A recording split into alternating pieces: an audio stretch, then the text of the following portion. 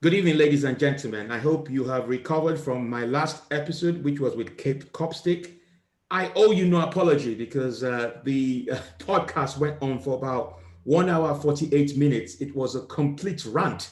Definitely, she wasn't coping with the lockdown. But what is really interesting, my people from all over the world, is as soon as I posted the episode with Kate Copstick, she received quite a lot of downloads and it's still happening up to now. So, look, I have to say thank you very much. I want to introduce you to my next guest. And this is someone who I met in the circuit, because if you remember, I used to be a former comedian before I became a president. And I met lots of comedians, and I believe I got along with quite a number of people.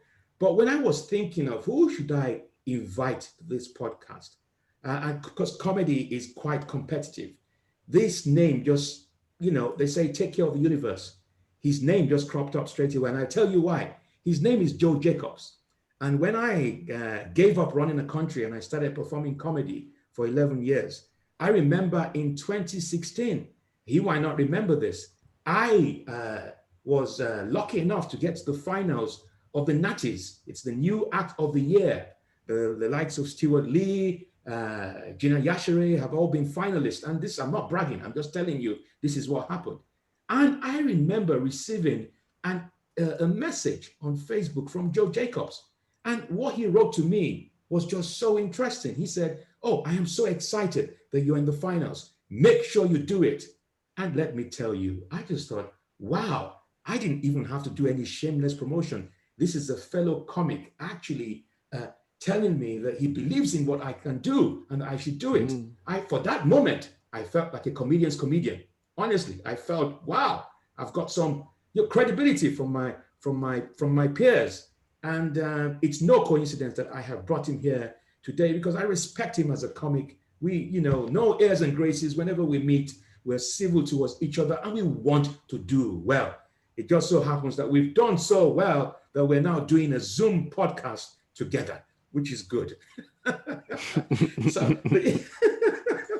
I don't remember sending you that message, but well, I do. So let me start by just reading something out for you about Joe Jacobs. Joe Jacobs, according to what I have, my people have provided me with information. They tell me from what they have gathered on the internet that Joe Jacobs is an English actor. Jacobs has appeared in the Bill, Holby City, and is best known for his role as PC Billy Jackson in the BBC police drama Holy Blue, the son of actor Clark Peters and grandson of broadcaster David Jacobs. He was in Night and Day. I'm now thinking, geez, this guy, no wonder he got on very well and got onto because he's been on what's it called, Harry's show on Channel 4. So white privilege. Yeah. Mr. President, I need to stop you. I'm not that Joe Jacobs. The Joe Jacobs that your people have provided you with is not me. I am not the son of Clark Peters. Do you know who Clark Peters is? I have no idea. You should Google Clark Peters. Let me show you. I'll show you. Are you telling me that my people are giving me wrong information? I believe so. I mean, I don't think I'm Clark Peters' son. I would love to be because I'm a huge fan of Clark. This is Clark Peters from The Wire. A big stage actor. He's been in a lot of HBO shows. This is Clark Peters here. I'm not his son. You're not his son? You're not mixed race? No, I'm not. His son is also a Joe Jacobs who's been in the Bill and Holby City, as you said. We've never met. But how come your photo is linked to his Wikipedia? I don't know. I don't know. Maybe that is white privilege. Yeah, that is what white privilege does. Your cultural appropriation. Whoever has updated that Wikipedia needs to be shot. And I have to say to you, my people will get shot as well for giving me wrong information. So I think that's valid. I think they deserve to be. So this is what I do. Too often. Yeah, this is what I do know about you then. I'm so sorry to my listeners. This is the real Joe Jacobs. I think the one I just read out is the fake Joe Jacobs. Joe Jacobs is a London-based comedian, rapper, and writer. Since 2012, he has performed nationally and internationally, sharing bills with the acts including Bill Burr, Stewart Lee, and Mr. Motivator. Despite the fact that Joe has shared bills with me in an open mic pub many, many years ago, that is not mentioned in his website. It is Bill Burr and Stewart Lee that he mentions. In 2017, Joe took Right to the Edinburgh Fringe Festival, where it received critical acclaim. In 2019, he returned with Rightfulness. Joe has recently appeared on Channel 4 stand-up show Club Night. Now, is that you? That's me, that one. Okay, thanks for clarifying that. How have you been, Joe? It's been a long time. How have you been coping with this lockdown? How are you keeping your mind busy? Well, I'm doing all right. The first lockdown, I was okay. I was pretty good. I was quite productive. The second one had a bit of a dip, started drinking, smoking, lapsing. And then this third one, I think I'm depressed. I got a sad light, a seasonal affective. Oh, it's off. Got one of those sad lamps. Yeah, okay. SAD lamps. I have good days and bad days. I think it's because the year starts when January starts. It's usually slow. There's dark nights. And I'm waiting for work to pick up again. And usually it would be a quiet time anyway. But with this situation, it's extra quiet, and you're just waiting for things to. I like to feel that things are progressing, and for a moment, it's very slow progress. I'm really sorry to hear that. And if it helps in any way, quite a number of people are feeling the way you are feeling at the moment. I mean, I met with Kate Copstick yesterday, and she first 10 minutes was just a rant, and she was swearing, freaking all over the place. What's up with her? Is she down as well? No, not necessarily down, not just very unhappy with the lockdown, and feels that Britain is erring towards a dictatorship, not happy with the way the government has responded, and believes. Well, you know what? Like, I'm here with a dictator, and I believe that Britain should be more like a dictatorship, because if you look at the dictatorships and how they're dealing with this, they're dealing with it pretty well. Their people are told, stay indoors, otherwise this virus will kill you, and if you don't, we'll fucking kill you. And that's quite effective. Joe, this is what I said to my view is that the pandemic has exposed democracy. It's not what it's all meant to be. And you're absolutely right. If you look at the likes of Taiwan, China, North Korea, and people will tell you, oh, because it's a dictatorial regime, you don't know what is actually happening. I saw Taiwan New Year's Eve. They were getting ready to celebrate New Year on 2021, and the place was packed.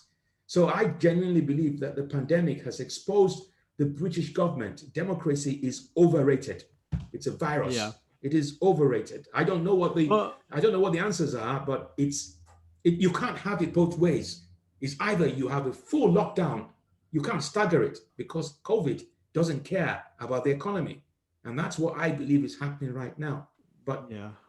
I think it's a combination between kind of democracy, the cracks in democracy showing, and also I do believe that British people on the whole are dicks that don't deserve all of their liberty. I have to say that, because at the beginning of all this corona, I was away in Spain for like a fortnight working. And I came back just when everything was kicking off. It was just around the first lockdown I got back. And I was in Spain when this was just beginning. It was sort of last March. And everyone in this sleepy little Spanish village, they were masked up. And if I was walking on the pavement without a mask, I was being shouted at by pensioners saying, mask, get the mask. And then I did it. I returned back to England. Day one, I'm on a fucking ram tube. Probably like the biggest petri dish known to man. People aren't wearing masks. People don't care. They don't care. Yeah, and I hope they care soon, though. Well, I hope they haven't left it too late, because it's affecting everybody now. I genuinely believe, there are times I believe that Britain is a very people don't care for their neighbors. It's very selfish. It's always about me, and no one else. That's how I feel at times when I see the responses, when I see people not flouting the rules, when people are protesting because they've been told to wear a mask. Wear a mask so that you can take care of yourself and take care. I have an elderly mom. And last time I went to go and see my mom, just to go and drop some provision, she wouldn't let me into the house. Not that I wanted to go in. She just said, stay where you are. Thank you for the goods. And we had a chat, and it was very far apart. That was painful for me, but I had to take personal responsibility. But this is what I don't seem to understand, is either people are so used to a nanny state. You hear people talk about the vaccine. I just think that people have too much liberty. That's basically what I think. But we're not going to be able to solve. I agree. But and these comments are not very popular, I must say. People say that. Are they not? No, they're not very popular. People are against this. People genuinely believe that the government has some kind of agenda, and COVID is not real for some people. I mean, this third lockdown, I think it's half and half. I think half of it is a very inept government that is kind of systematically a bit evil, and they're not, they're thinking about it from different levels. They don't really, Tory government, they're not particularly pleasant. Let's be honest. But I do think people need personal responsibility in life, and the British public seem to demonstrate repeatedly that they take it for granted. Yeah, they can't be trusted to do these basic things. That's why, to some extent, we're in the shit we're in, I think. Yeah. Like if you go to certain European countries, I don't know where, not America, that's America, but like European countries, I don't know what Sweden's saying, but on the whole, they're pretty well-behaved people, right? Yeah, I think so. Even though I think they've had some problems because, if I Yeah. remember correctly, they didn't have a lockdown, so they've got high infection No, I rates think it was a now. bad example. I thought I was going to say it. I think it was a really bad example. I think they did this. I think they were the people that said, "Oh, we're not going to do a lockdown," and then everyone sort of snuffed it down the line. Yeah, exactly. And everyone said, but you could use, if people don't want to compare democracy with dictatorship, New Zealand is a good example, isn't it? New Zealand, yeah, but that's a really spaced out area. But they got a really good prime minister. Yeah, definitely. She's good. But I mean, New Zealand got rid of COVID, but like, isn't there like about 3 people per every 1,000-mile radius or something? Yeah, but it's just like I have a friend who's currently performing in Australia, Perth. They have a Perth fringe, and it's going ahead. That's going ahead, and that's because they have no corona. And I wish I thought about it. I wish I had that vision. I would be in Australia now performing, doing a fringe, but that's happening. That's happening right now, and it's happening because they apparently, as you rightly pointed out, they're spaced out, and it's not many population. There's a lot they're doing, but look, wouldn't it be fun to be doing comedy right now, man? All this shit going on. I'm not sure. I have mixed views about whether audiences. I think audiences are now almost like couch potatoes. They are now, we can just grab a beer from the fridge and we can listen to Joe Jacobs through Zoom. Why would I want to travel an hour away from home to go and watch Joe Jacobs or to go and watch Bill Burr? I don't know, because Did you do any shows between the lockdowns? Oh, I did a drive-in gig. That was like, how was that? Oh, that was quite interesting. I felt like a parking attendant issuing out tickets and basically saying, okay. and then Joe, I ran out of tickets and I just basically said, guys, I do comedy at night. You guys want to watch some comedy? Park your cars and I won't give you any more tickets. And they just parked their cars. And, it just felt like a dog in sight. It felt, But look, I can't complain. I think for me, you're the first person that made it sound good, the drive-in gig with that description. Really? Dogging, it's like a dogging site, an active dogging site, and you're sort of like a parking attendant. Like a parking attendant. And even at one point, I was waving to the people, and then the way they tooted their horns. But did I believe I stormed the gig? Very delusional. I genuinely believe that they enjoyed. Actually, there were a number of people who followed me on Twitter afterwards, but it wasn't the same, because one of the things I didn't realize is that because some comics don't like this, after a gig, they don't want to meet with the audience. But actually, I enjoyed talking to the audience after a gig, not because I felt I needed to get some feedback, but it was my own way of building my audience, building my audience and having that connection with them. So I missed that bit. And then I did a number of Zoom gigs Um, and yeah, there were some where I totally died. How do you know when you're dying on a Zoom gig? Nobody laughs. Yeah, but aren't they all... Let me tell you, it depends on which. But but it doesn't, like, because it's digital and you're in a, you know, you're in a chat room. You can't really tell or feel if people are laughing. No, It's you not can like hear in a it. room.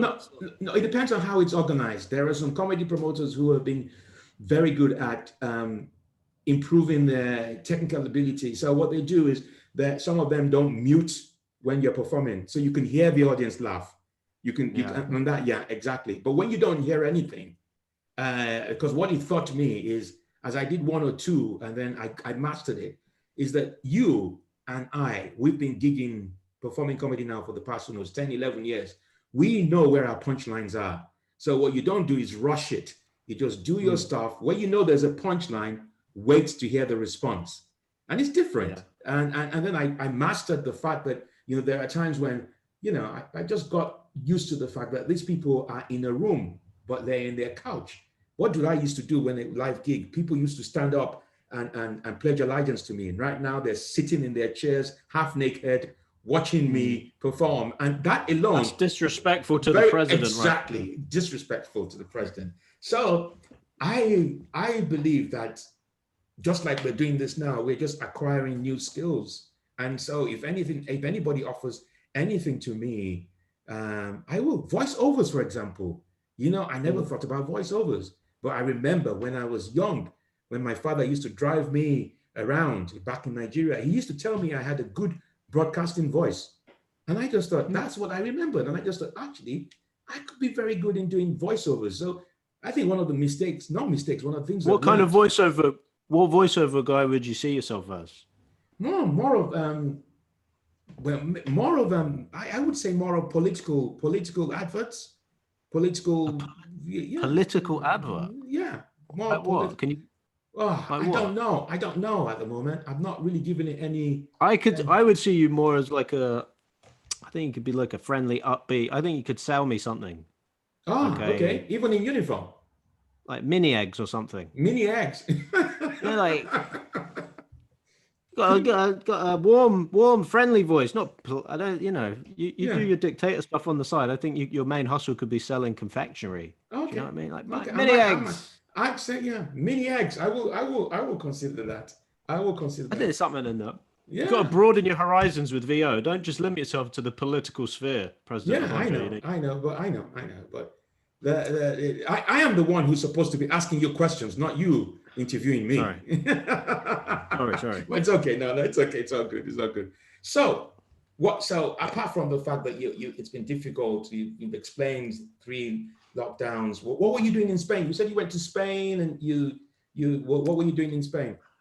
Basically, my girlfriend managed to find like a shack in the middle of nowhere, and she was working. I wasn't working, and she booked it for 3 weeks just before everything kind of went crazy. So we managed to get out of England while you were still able to fly quite easily. Okay. So it was in the middle of nowhere for a couple of weeks. So you were just relaxing. You didn't do anything. You didn't even think of. Did you? It wasn't really relaxing. I mean, it was relaxing, but it certainly wasn't a holiday. It was a very bare bones sort of place on the side of a mountain, quite remote. It was just read a lot. One of the things that when I used to travel and go on holiday and take a break, I used to, for example, when I went to Italy, even though when I was on holiday, I would always think about, what is it like to perform comedy in Italy? Are there any comedy clubs around there? Did it ever cross your mind when you were in Spain to think about, comedy? A lot of these people, I don't think, some of these buildings, I don't think there was much of a comedy scene there where I was, let's just say. Yeah. But I did think that a lot whenever, like, really in the old days, I used to really travel for work mostly. That was how I did my holidays. I would be working somewhere and I get to see some new place, That's how I got to go to Sweden and wherever the hell I went recently. Did I go to Sweden? I think I've got a show in Dubai coming up. I don't know if that's happening. I'm really excited to go to Dubai because everyone says it's awful. I want to experience it for myself to decide if it's awful. Okay, so that's really interesting because I have never been to Dubai, and I know why people say Dubai and you shouldn't go. Have you? Were you as soon as it was offered? Did you ever think, oh no, maybe I shouldn't even go. This is not right for me, or because people get condemned for going to Dubai, for example. People do get condemned for going to Dubai, but it's really hard for me to know why because I haven't really been. I understand it was built in a way that kind of took advantage of a lot of people. I mean, I believe slaves built it effectively. There's a lot of dodgy stuff there, but I mean, what place doesn't have a bit of a dodgy rep and history? You got to start somewhere. Like, there are positives to the place, but that said, I haven't been. I mean, it looks fucking gross. Like, it looks like the most kind of ostentatious, glitzy, and kind of a bit tacky place ever. I wouldn't choose to go on a holiday there, but if I'm going there for work, I'd go and see what's going on. Yeah, a lot of people go there for holiday. It's a lovely A lot of the destination. rappers are there. Yeah, You know that? That's where all the rappers go now. yeah, good. So I want to do that. I want to join them. Yeah, why I'm not? a rapper. So you see yourself, before we go into your music, because I've got lots of questions. You are one of a few, depending on how many comics. I don't know how many comedians we have in the UK. Do you know? Too many. Too many.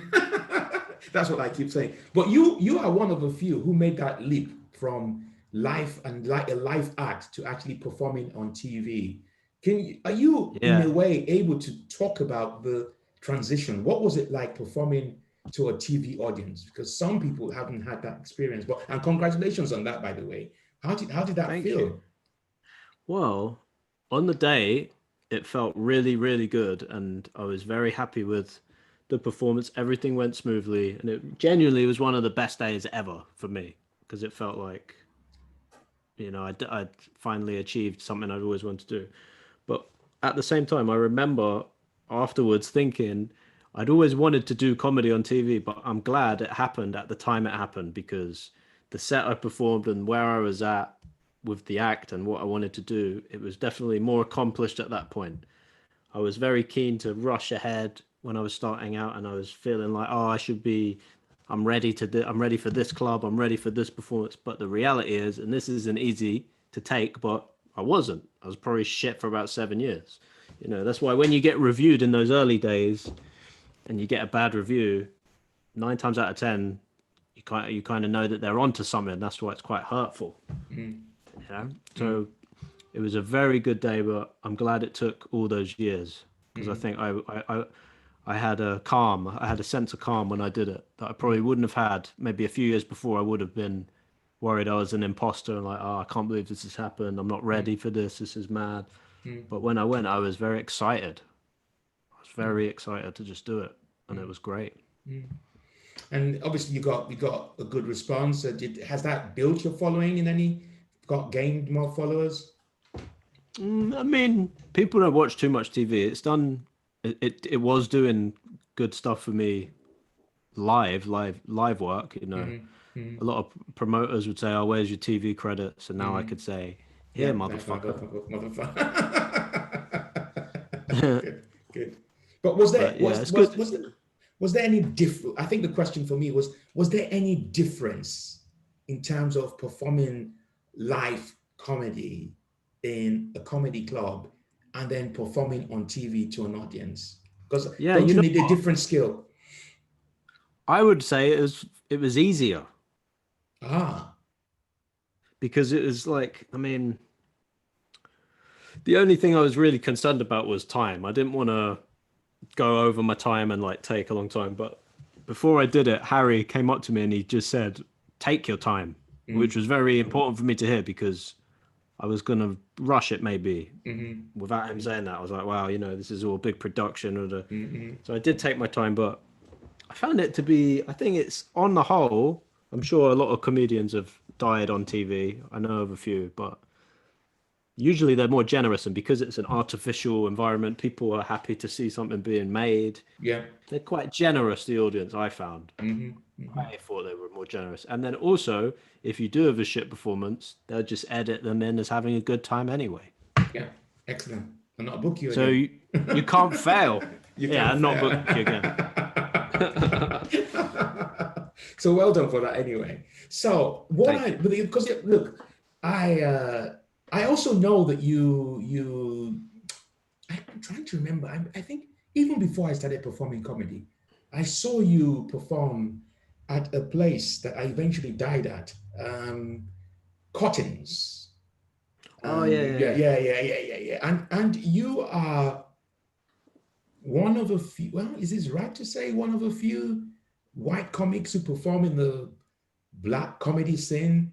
How did that happen? Because I remember I used to run a shisha gig. I don't know if you remember a shisha gig. This was Somalians in Shepherd's Bush. They loved shisha and comedy. And I always Did I do I think you did. Sounds fun. And I remember booking a number of white comics and actually telling them to come and perform. And I told them it was a shisha gig, and it was like, damn, ain't doing it. Really? Yeah. At the time, I know a few people who did it who were actually doing very well. But how do you get into black? I don't want to call it black comedy or burn comedy. Yeah, black comedy circuit. Yeah. How did I get into it? I don't think I intended to get into performing at black gigs, but I think my favorite acts are all black comics from the States. Like, I think black comedy is like leads the way. I think black culture leads the way for anything. So I just like to follow things that I'm into myself. And I wanted to be a comedian that could work in any room to all kinds of people. I didn't want to be safe in some sort of middle class white room where everyone politely laughs. I love the idea of in the black circuit, if they love you, you know about it. If they hate you, you will also know about it. And I just wanted to be around good acts and good crowds, and I also just wanted to gig, and I didn't really care where. But I loved Cottons because I got to hang out with Kane Brown every week and watch him weave magic in the hardest of rooms. And I think seeing that made me a better act, just being around that, even if it was a tough show. And there were some tough shows there, but just watching Kane. I remember one particular gig that I did there. I died. It was a bad death. I mean, it was such a bad death that, one of those gigs where you don't even want to stay and you just don't want to stay. And I remember You get the stench off you. You get the stench off me. And I was so, this was well over 12 years ago. I remember that night and I died. I was so gutted by it. And then Toju the comedian, you must know Toju the comedian. He was sitting in the crowd, and he knew I was about to leave. And he said, "Obonjo, where are you going? Sit down there and learn."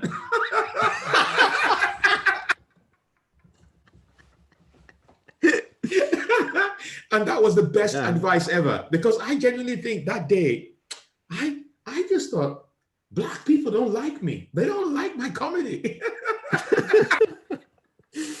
Man. Yeah, and I thought, damn, I'm gonna give this up. What's the point? I just died. I think it was just Cottons didn't like comedy, and there was a comedy club set around it. Yeah, and there were lots. Yeah, and there were just lots of. There were lots of other comedy clubs that I discovered eventually. But at the time, being black, it was important for me to conquer Cottons at the time, and I didn't, and that was so painful. And 12 years down the line, I still remember dying at that gig. But the best advice Toju gave me was, stay behind and watch comics. You will learn from it, and it was the best thing, best advice I was given. Yeah, you got to watch, man. Yeah, that's what I mean. I would watch Kane. Learn a lot from Kane. Learn a lot from everybody that passed through there. There was so many good acts there. Learn a lot. Because he taught me the most valuable lesson doing Cottons, which you learn is you have to treat a gig, even if there's 3 people. Yeah, you got to treat it like it's the biggest gig ever. Yeah, they're there for a good show. Yeah, you never know who's in the room. You never know who's in the room. Right. Yeah. So you had. And I've seen gigs with 3 people, 7 people, be amazing. When you think they're going to be a disaster. But no, there are people who are really up for it. They want to hear and want to engage. So you've had. I know it's a different climate at the moment, but you've had some real successes. You've had the Channel 4 with Harry. Tell me about the Billboard thing. How did that happen? And what was that like? The Bill Burr thing, really, if I'm being honest with you, Mr. President, I'm not going to lie to you. You know, you're a very serious dictator. I can't lie to you. The Bill Burr thing was just chance, really. I was in LA. Had a couple of shows booked, really boring shows. And I just knew someone at the Comedy Store who put in a word, and it was just an unscheduled Bill Burr headline show. Like, I wasn't like handpicked to do the guy's tour support or anything, but, you know, it did happen. And it looks good on the CV. So you know what comics do. We got to milk it. Yeah. You know, I'm not gonna. And you know, then a lot of acts do similar things. You know, they'll say shared stages with X. I've done tour support for X, but yeah, it's not really too exciting a story. I did meet him and hang out a little bit, just briefly. Obviously, the main reason he's on there is because I like him. I'm like, yeah, that's cool that happened. But what was the experience like? You had the opportunity. Not everybody has that opportunity anyway. I don't care how you did it. You know, what was it like playing in front of a Bill Burr audience? It was cool, man. It was just at the Comedy Store in LA. It's fun. It was fun to perform to American crowds. I really want to get out to America again. I think as a British person performing in the States, we get it so much easier. I don't want to eat my words years down the line, but to them, we're completely an anomaly because at these shows at the store, they have like, it's so competitive. It's like 20 acts in a night and man, they all sound the same. I don't want to shit on any acts over there, but in England, everyone is distinctive. There's a lot of originality, a real melting pot. When I went, the brief time I spent in New York and LA performing, I felt like it was very generic. A lot of people were doing it to pursue acting or who knows what. I just want to do comedy. So Okay, so you're a man of diversity. You do apart from the fact that you're not an actor, but you do comedy. You also do rap. You do music. You rap. Yeah. Tell me how that all began. I think that at one point, I think if I remember, it blew, didn't it? There's a lot of stuff on your YouTube channel as a result. Yeah. So tell me. I've never blew in rap, but I've had some good moments where things have popped off a little bit. I started rapping in garage days, UK garage days, when I was like 14. Of course, I was terrible, and of course, I had no place to rap in UK garage because it was not for me. But I loved writing rhymes. I loved the culture of it and the creativity of it. So I just stuck it out, and I had a little break, and then started writing hip hop a few years later, and did an album around 2008. But I did a couple little projects before that, 2007. And yeah, man. And that's something that's really helped me in lockdown. I've written a lot of music during lockdown. I love writing and making music. Okay. And is that music? Got a new album coming out very soon as well. It's finished and out soon. Okay. So is that music that is online that people can listen to? Yeah. That's Jester Jacobs. I'm on Spotify, YouTube, everywhere. And you're getting good downloads? I wouldn't say good downloads, but now and again it does all right. Yeah. Okay. It's very competitive, Mr. President. But is it more competitive than comedy? It's a different type of competitive. Anything in the creative arts is competitive. With rap, like, I don't know, like rap is competitive in the sense that people see it as a young man's game. You really have to show off your success. Like visually, it's all about how much you got, what you're bringing in, what numbers. With comedy, that kind of thing is a bit frowned upon. It's a very British attitude to say, oh no, I'm nothing, I'm a piece of shit. Especially, and that works in comedy. But in rap, you're like, no, you got to tell us how great you are.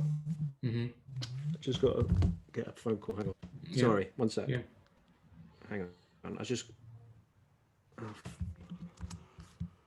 Hang on, you still there? Yes, I am.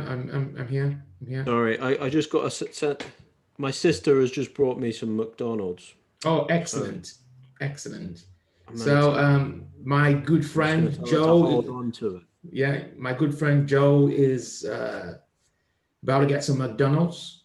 Never knew he ate McDonald's. I thought he would have, considering that he goes to Cottons and he does rap, but he will be having rice and peas and all that stuff. But it's Hey, I love McDonald's. that too, man. I I love that love too. that too. All right, So, cool. what do you want to do? Do you want to get the McDonald's or do you want to continue? Hang on, phone's dying. This is what happens on a live show, Mr. Yeah, but President. it's good. Yeah, but it's Hang not a on. live show though. But this is good. This is what I'm gonna. This is what I'm All gonna right, call hang a on. I can't podcast. hear you. I'm gonna have to turn this on. Okay. One sec. One sec. One sec. All right, hang on. Yep, no problem. All right, there we go. There we go. I've just Yeah. muted. So one of the things I like. If I could tell you the situation under my house right now is crazy. Okay. Yeah, so yeah, they've got a lot of phone, a lot of buzzing. Please forgive me, Mr. President. I've Don't told worry. them, Don't worry about it, man. I'm taking your time, and one of the things I love about this podcast is as well is that every time I do a podcast, there's always what I call a podcast blooper. So I shall be sharing that to the rest of the world. So we were talking Yeah. about comedy and music, and we're talking about how competitive, but it's different. Yeah. Because you do both, how do you balance your reaction to both? I think how I've balanced it is I just want to be authentic in whatever I do. Mm-hmm. So I don't feel like I have to like pretend that I'm a gangster. I don't have to pretend that I'm even successful. I just want to do what I do and try and get people to listen or to watch it. And if they do, great. And if they don't, also great. That's actually a bit of a relief and a bit of a weight off to have that attitude because I think I'm so glad I found comedy when I did, because if I was just chasing rap in the way I was and I wasn't getting the results that I wanted, it would have been very disheartening. But being able to do comedy meant I was on a stage every night and it was, satisfying. Which one did you start first? Was it rap? Yeah, rap. I started Okay. comedy maybe when I was about 23. Why comedy? Rapping for. I always wanted to do it. I had to do Okay. it. Yeah. Yeah, always wanted to do that. They- Took me it's not- years. Took me years to get the courage because it's very intimidating at first, especially when you have nothing to say. Like I had nothing to say, Yeah. but I had to say it. I had to say nothing. The bit that's really interesting for me is I remember reading someone's post recently, and that person basically said that they were planning to go to Edinburgh Fringe. They haven't been gigging, but they're planning to do a 1 hour show, and they suffer from self-doubt. And I don't know. I genuinely believe that if you're going to be successful at comedy, there are certain, how would I put it, certain characteristics that you've got to have before you hit that stage, or it's just going to kill you. Like self-doubt, like always seeking validation, seeking acceptance. The fact that you will have critics, you will have people who will either enjoy what you do or don't enjoy what you do. What I'm trying to say is that if you haven't got resilience as a person, forget the material. You are going to fuck yourself up if you get on that stage and you haven't got those qualities. That's what I you're going to mess yourself up. Totally agree. Totally agree. Yeah. That's something COVID has made me think about. Like, I think I'm messed up in the head that for so many years I was going place to place, gig to gig, without even thinking about it, jumping on anywhere, everywhere. Yeah. Because in this time of lockdown when everything is, you're at home, you're not doing so much. When I did do gigs, I was like, did I do this every night? This is so strange. I come to these horrible pubs filled with disease. I choose to be here. Yeah. Well, Birmingham is a good example of the gig I was talking to you about. It was snowing that day, and anything could have happened on the road.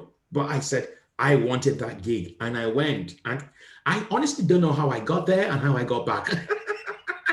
All I was focusing on was actually going there and getting getting being heard on stage. I've even remembered going for a gong show in Manchester for a 5-minute set.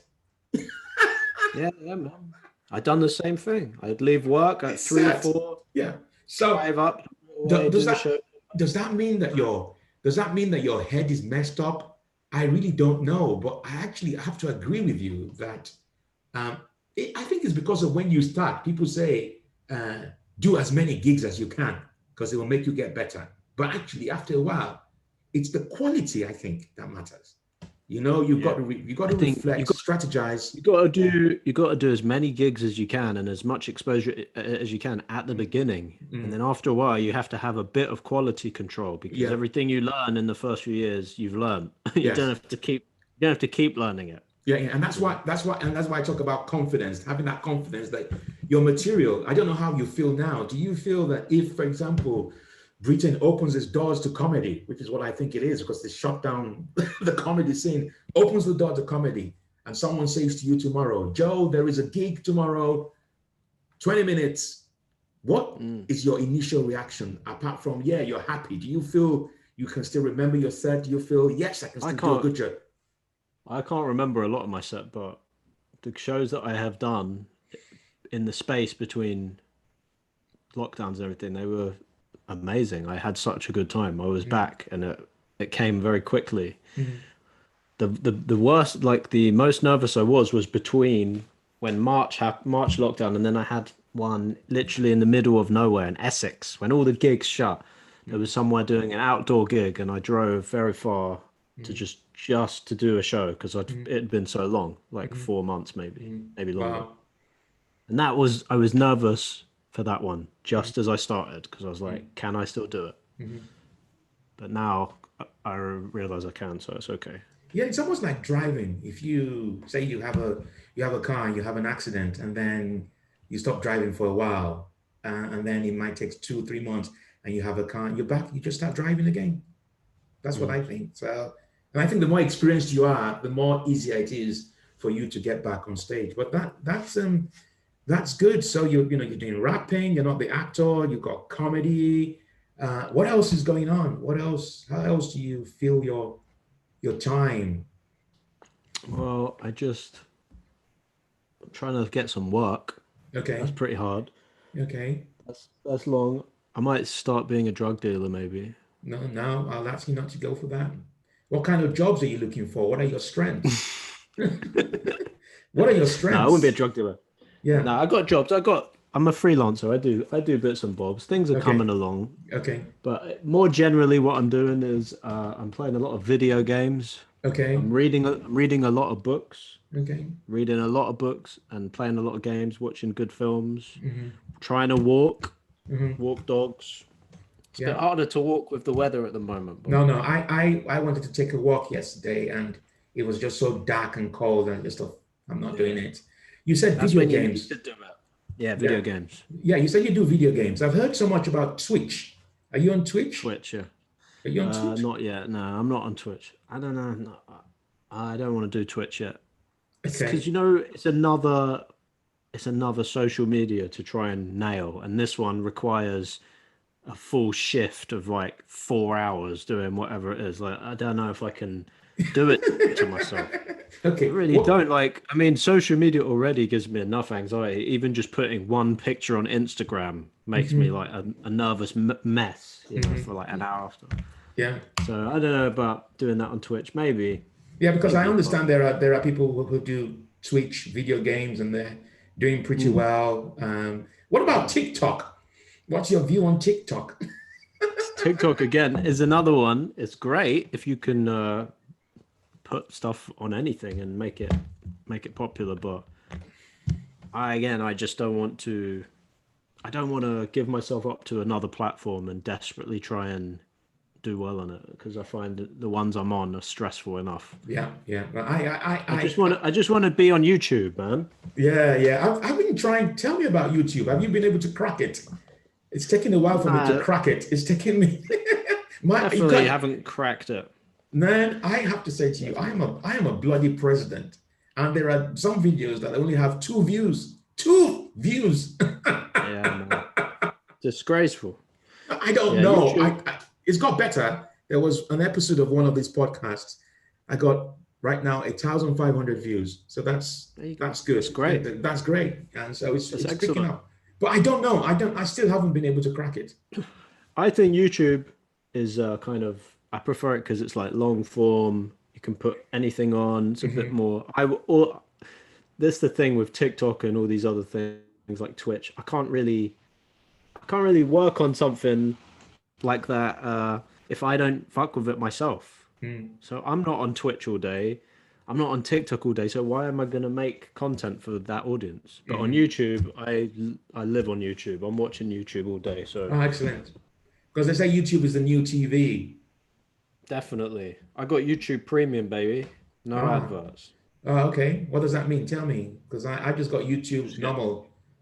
just get no adverts. And that's Uh, it. okay. And I can play videos with my phone off, which is good. Okay. I And can how just many subscribers have you got?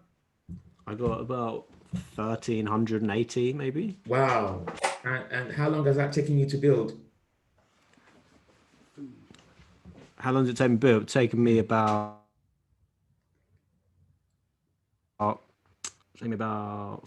10 years. I've been on there a long time. 10 years.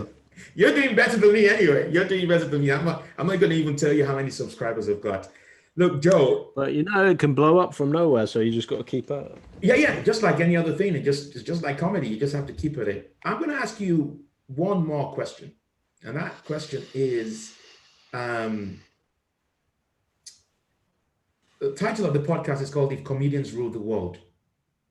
So, if you were in charge of the world, what would you do differently, Joe? What really gives you what? Because my view is that while I was gigging, I, and I'm so deluded about this, is that I see comedians like members of parliament. We travel Mm, all over the UK or wherever it is, meeting constituents. We give them our messages. We yeah. deliver our messages. We make them happy. That's the difference between an MP and us. But and then I remember one in particular gig that I did, and it was just for 20 minutes, and it was such a great gig. And I just felt these people wanted me to leave the country. They were just, it was as if they wanted me to move to number 10 down the street, like, oh, our dear leader. And I know we spoke about politics earlier on. I'm so linked into the political side of comedy. But what would you, if you had to, what would you do differently? What if I was?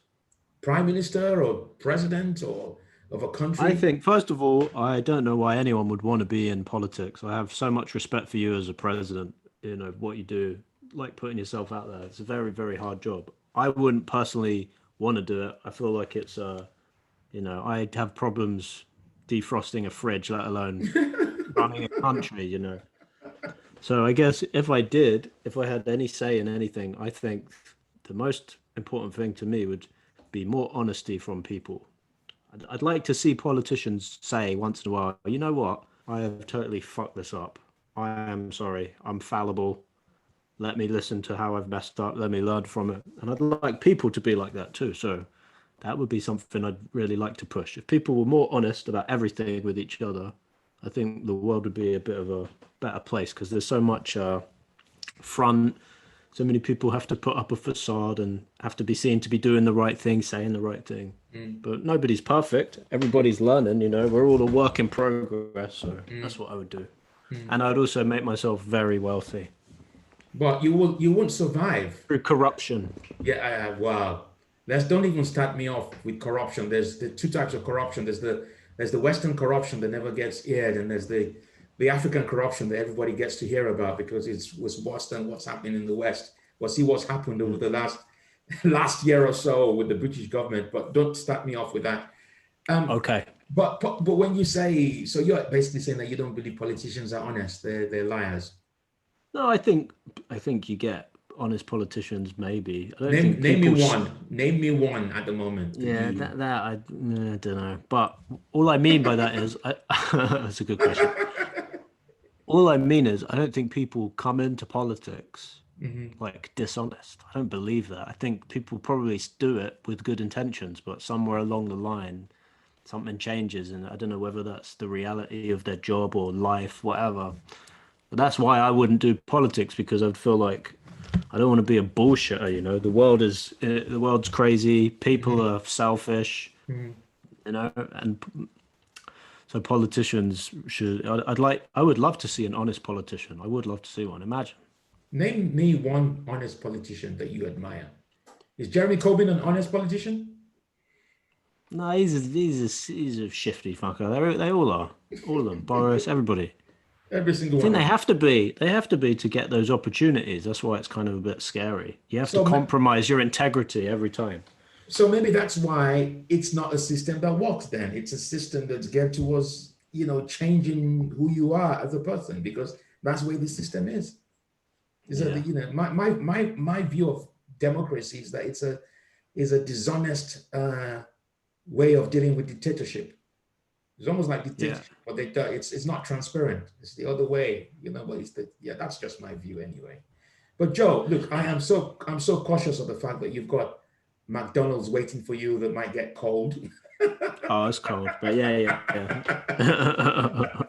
Look, but it's been a pleasure talking to you. I wish you. I know that it's a very challenging time. I wish you every success, continued success in your comedy. Likewise. Rap and in your well-being, because I think it's really important. And thanks for joining me.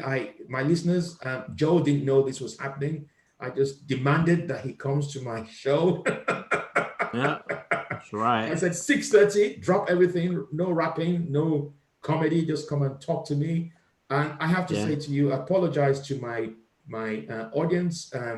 We have been talking to the real Joe Jacobs, not the fake one who is an actor and happens to be, has a black father called Clark Roberts. So my apologies. Clark Peters. Or Clark Peters, or whatever it is. And hey, I mean, I don't know about him being the fake Joe Jacobs. It could be argued he is the real Joe Jacobs, because he's been on the Bill, Holby. He's got a good CV, man. Yeah, so you are the fake Joe Jacobs, and you are the potentially you're the E4 and BBC Studios Jacobs. Potentially, yeah. Look, Joe. Look, you take care of yourself, and hopefully we'll do a Zoom coffee or Zoom whatever, smoking shisha, Zoom. Absolutely. I'm going to find out whether there's a Zoom where I can find a Zoom shisha. They do Zoom shisha. There must be somewhere. Maybe you could start one. Maybe I can start one. Maybe that's what I need. Bring back the gig. No, you said I should diversify. So yeah. Maybe we can do that. Look, Joe, thank you so much. My listeners, I hope you have enjoyed this. This has been, I would say so, really fantastic. You met Joe Jacobs, who is a rapper, a comedian, and we're going to be fine. Comedians are going to be fine. Some will drop down the line. Will no longer do comedy. Some will continue to do podcasts. And as Joe said, there are too many comedians in the world. So COVID is reducing it by 50%. On that note, I am going to be spending some time this evening learning how to do black comedy. So that's what I'm going to be doing. And I actually hope my next guest quite possibly will be someone from the black comedy scene. I really need to talk to them and have a chat for about 45 minutes. No African time, no Afro-Caribbean time. We will start on time. But thank you very much. Thanks. My pleasure. Yeah. See you soon, man. Thank you, man.